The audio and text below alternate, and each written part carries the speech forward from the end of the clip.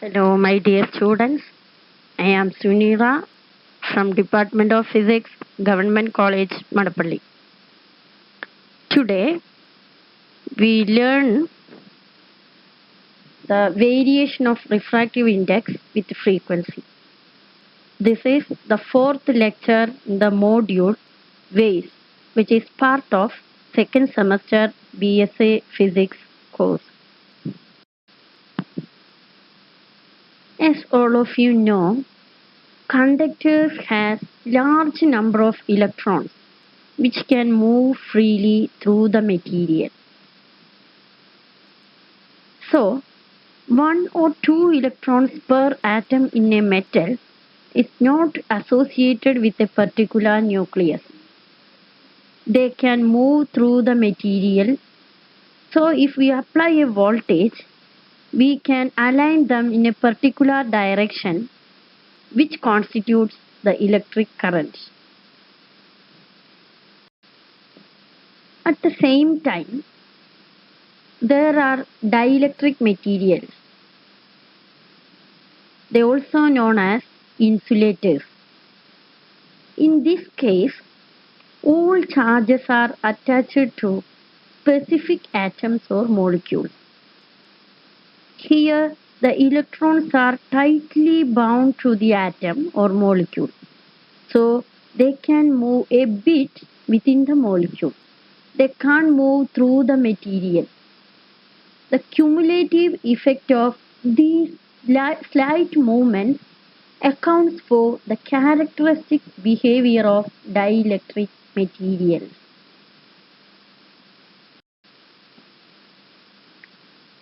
So we can concentrate on dielectric materials.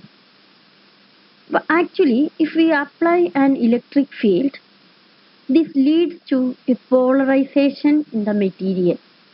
This is because of the charges in the atom, electrons and the nucleus move slightly depending on the applied field, thereby inducing a field inside. These fields try to reduce the applied field. This effect is called polarization. In the case of water molecule, there is an inherent separation of charge or polarization. So, because of the molecule is not symmetric.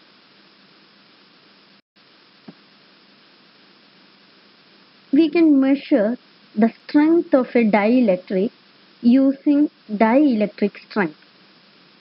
Actually, this is the maximum electric field which can withstand an insulator.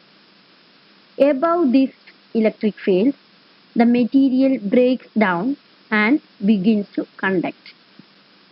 So, dielectric strength is a measure of its ability to act as an insulator.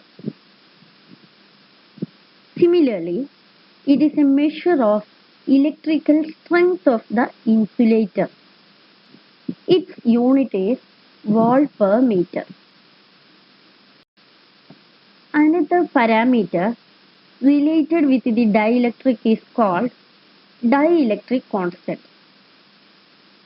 This is the ability of an insulating material to store the electrical energy in an electric field. It is also called the relative permittivity of the material. It is defined as the ratio of the electric field in the medium to the electric field in vacuum. This parameter has no unit. Now, based on these preliminary ideas, we can move on to the transmission line as a model system. For that, for a continuous medium, we can use two terms for characterizing them. They are the returning force and the inertia. So, in the case of a transmission line, the phase velocity is represented by 1 by root C by A into L by A. Here C and L represent the capacitance and inductance of the material of the transmission line. Here the phase velocity is slower if we increase the capacitance C. If we increase the capacitance, the return force, which is here the electromotive force, decreases for a given charge, because this potential, electromotive potential V is equal to Q by C or C inverse Q. So as we increase the capacitance, the electromotive force decreases. Similarly, if we increase the inductance, the phase velocity gets smaller. Here, the inductance represents the inertia term. As the L increases, the inertia increases, and so the velocity decreases.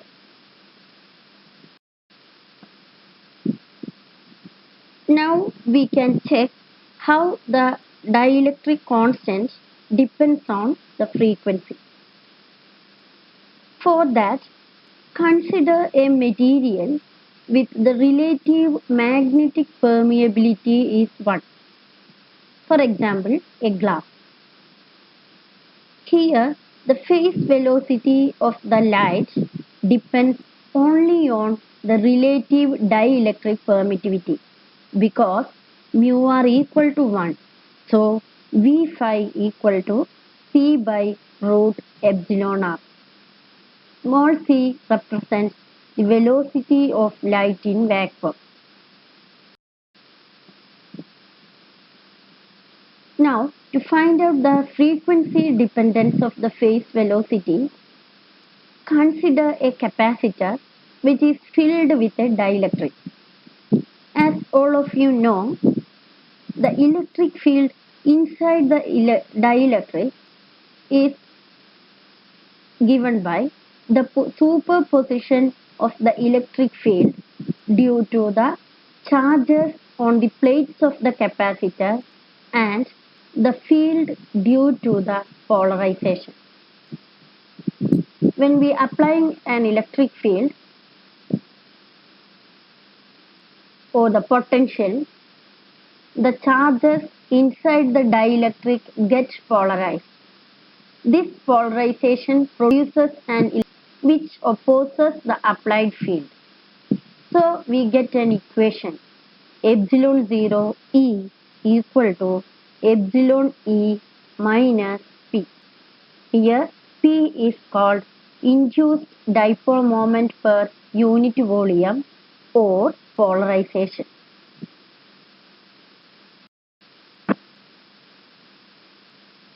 The induced polarization is given by N into Q into X of t along X cap direction. Here capital N represents number density of polarizable charges. Q is the charge on each polarizable charge. X represents the displacement of the charge from its equilibrium position.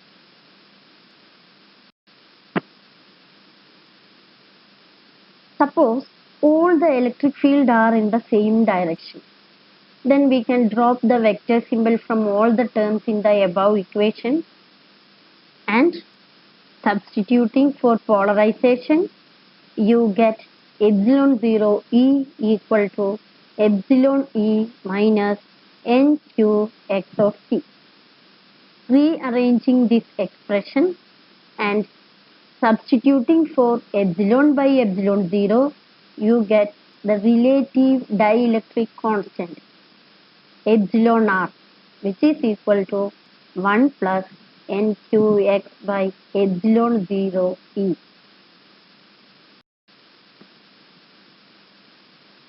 we have already found that the dipole moment is produced due to the slight separation between the nucleus and the electrons of a molecule.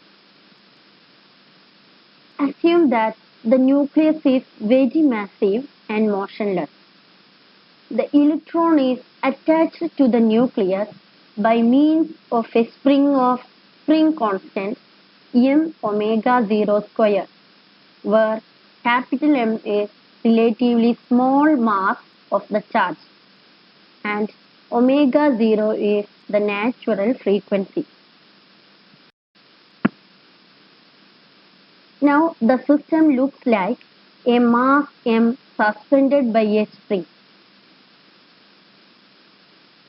Suppose that a harmonically varying field with frequency omega is applied to the system. Then what happens? The light of angular frequency omega passing through a glass whose molecules have natural frequency omega 0 can be modeled like this. This is called mechanical modeling. So, in order to find out the frequency dependence of dielectric constant, we consider a glass through which a light or electromagnetic wave passes. We modeled the system such that the mass suspended by a spring with a spring constant m omega 0 square.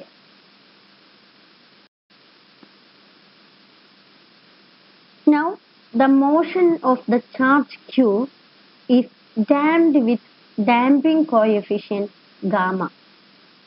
So, the equation of motion of the system is the damped driven harmonic oscillator equation. Mx double dot equal to minus m omega 0 square x minus m gamma x dot plus qe. But we have already assumed that our external electric field is harmonically varying. So, E is given by E0 cos omega t. Now, the equation of motion takes the new form mx double dot equal to minus m omega 0 square x minus m gamma x dot plus q E0 cos omega t. The steady state solution of the system is obtained as x of t equal to AEL cos omega t plus AAB sin omega t. Here AEL and AAB are the elastic and absorptive amplitudes. Actually, equation 6 is the damped driven harmonic oscillator whose solution is given by equation 7.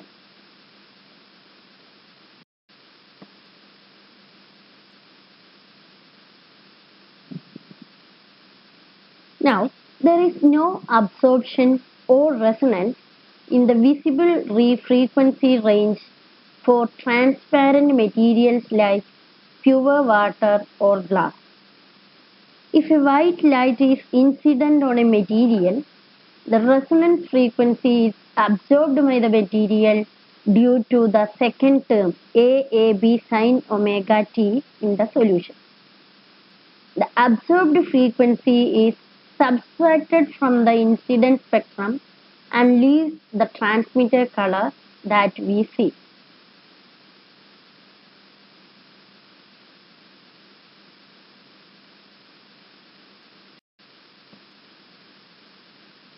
For the simplicity of the analysis, assume that the system is far away from resonance.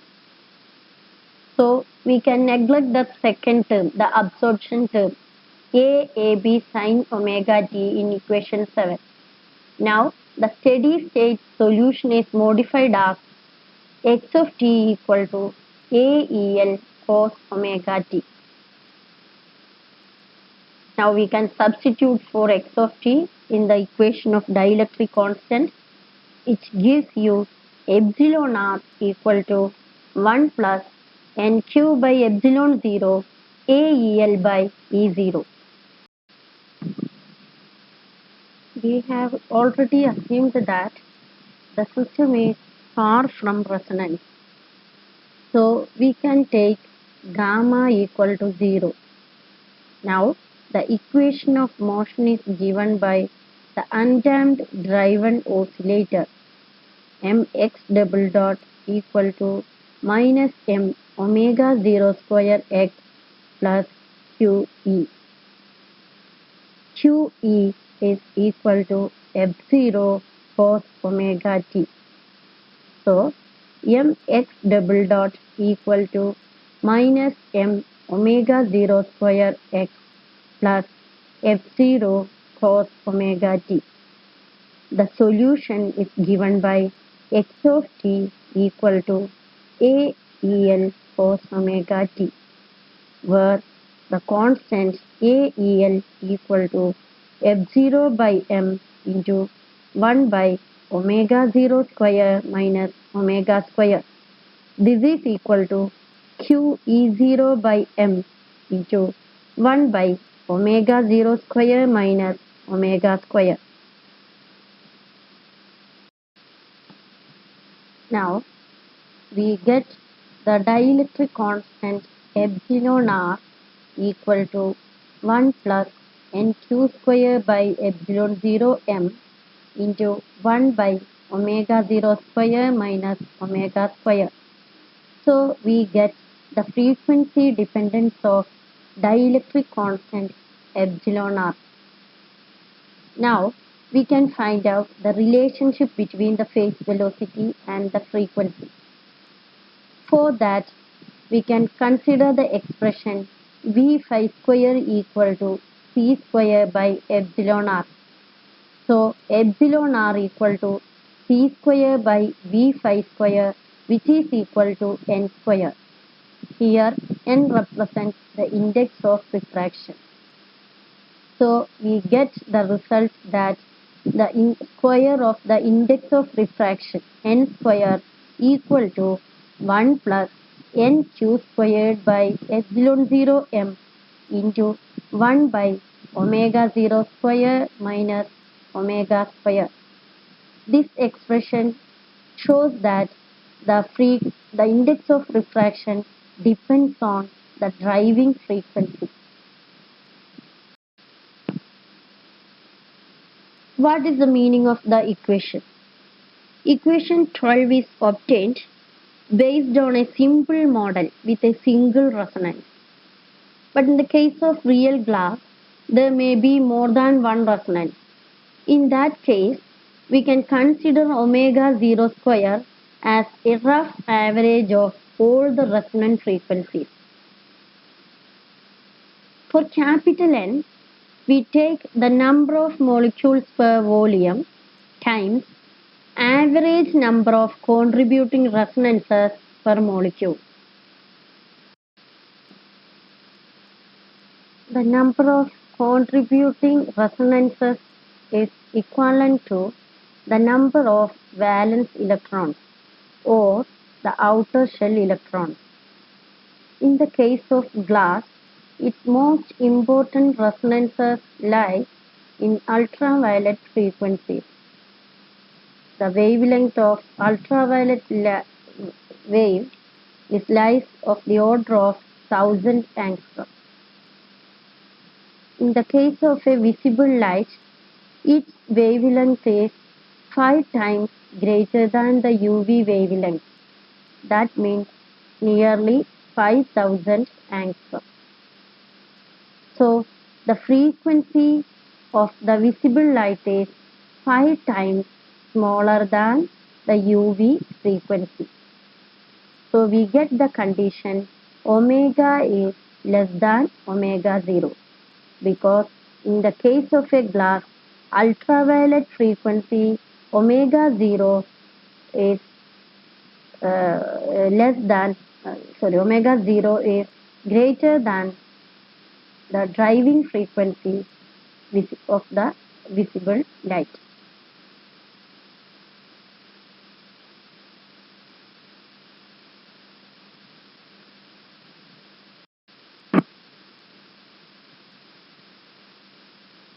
we can explain why a prism produces dispersion. For a glass prism, its resonance lies in UV region. When sunlight or white light falls on it, the driving frequency lies in visible regime. So, n square minus 1 in equation 12 is always positive because the frequency of UV is always greater than that of visible light.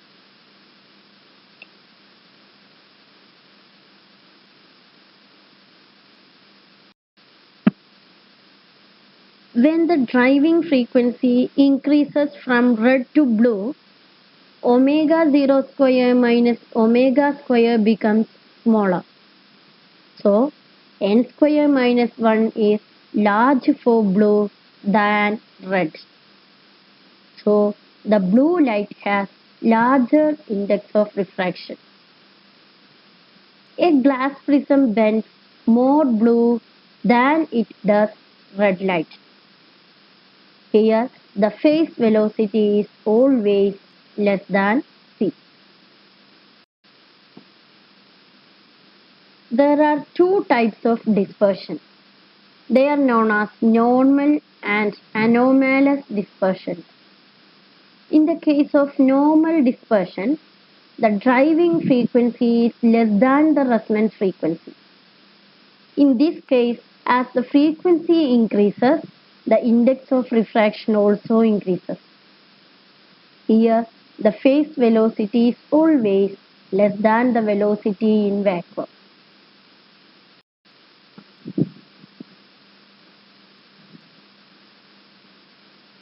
In the case of anomalous dispersion, the driving frequency lies such that omega 0 minus gamma by 2 less than omega, which is less than omega 0 plus gamma by 2. Here, the index of refraction decreases with increasing omega.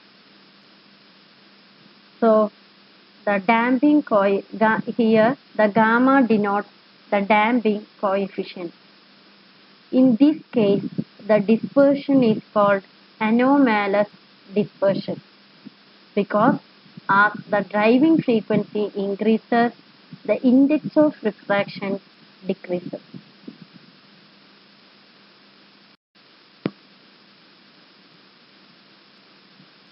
How this anomalous dispersion happens?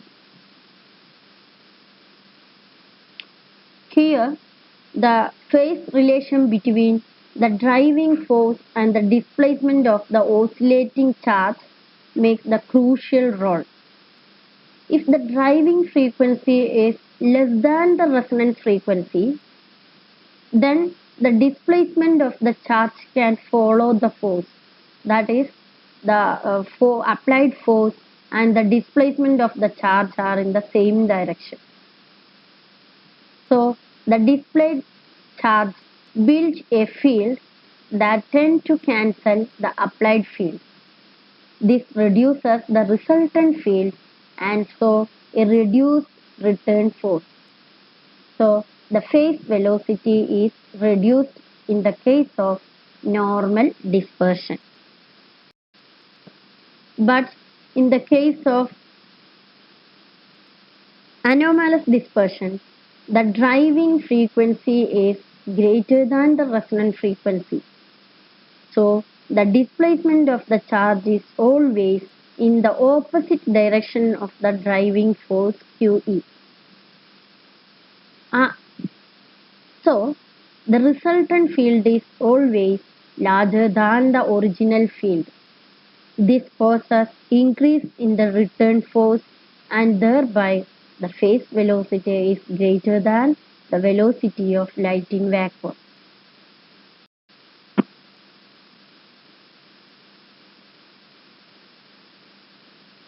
So, in conclusion, if the driven oscillations are in phase with the driving force, the phase velocity is less than that in vacuum.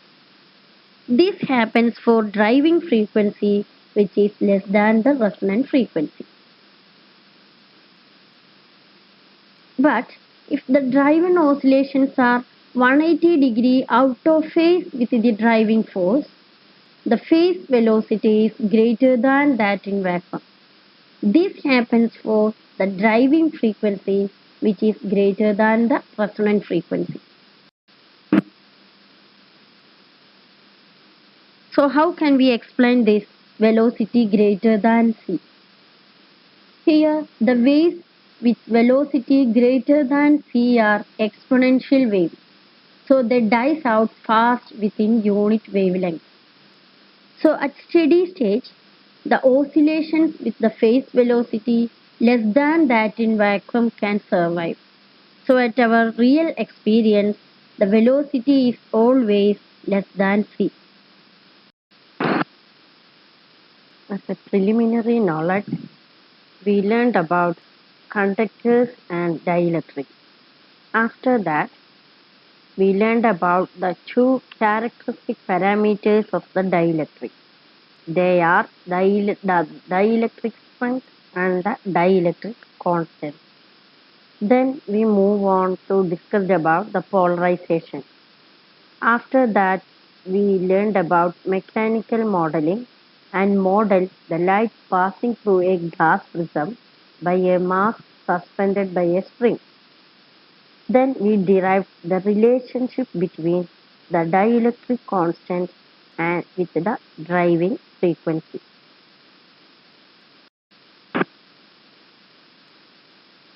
Then we derived the relationship between the index of refraction and the frequency. Explained the dispersion of white light by glass prism. Then we learned to differentiate between the normal and the anomalous dispersion. After that, we explained the effect of the phase velocity greater than that in vacuum. Now, if you learned all these things in this slide, in this lecture, you can check your knowledge by answering these questions. And you can prepare a note by answering these questions. The short questions include: distinguish between the conductors and the dielectric. What is the dielectric strength? What is meant by dielectric constant? Distinguish between the dielectric strength and the dielectric constant. Explain polarization. Distinguish between normal and anomalous dispersion. Why is the phase velocity of light is greater than that in vacuum in certain materials theoretically? In our real life experience, we cannot get the phase velocity greater than c. Justify. Explain normal dispersion. Explain anomalous dispersion. Why does the glass prism bend blue light than red? Give the expression connecting the dielectric constant with the frequency and explain the term. Write the expression connecting the index of refraction and the frequency. Explain the terms. Next comes the essay question. The first one is: why does the refractive index varies with the frequency? Derive the expression connecting the index of refraction with the driving frequency. The second question is: explain the dispersion of white light by glass prism, deriving the expression connecting the index of refraction with the driving frequency.